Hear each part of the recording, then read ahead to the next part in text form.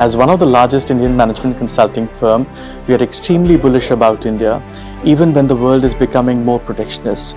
There's uncertainty across the world which is growing due to multiple conflicts which are still at play, and the US administration which is incoming is expected to be unpredictable to any traditional approach to economy and geopolitics.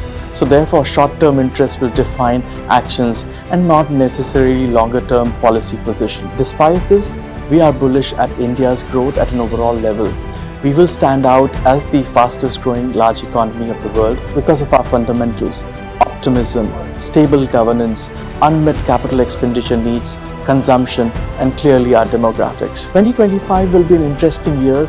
We will have a break from continuous cycle of major elections, bringing focus on addressing some of the fundamental reforms required for sustaining the economic growth. For me personally, 5 priorities stand out. First, action required to expand capital expenditure, especially enhance private capital in infrastructure. Second, funding the capital expenditure and growing revenue expenditure as states are engaged in competitive electoral politics would require us to expand the tax base, especially direct tax.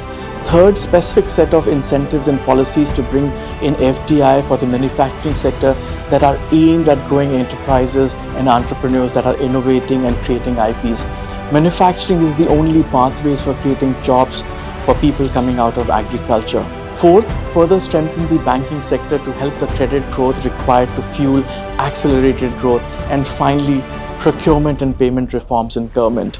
Government is and will continue to be the largest procurer of goods and services, and yet it is very inefficient when it comes to speed of decision making, contract execution, and payments. For us, these 5 action items are critical for sustaining the growth that we have seen to make India Viksit Bharat by 2047.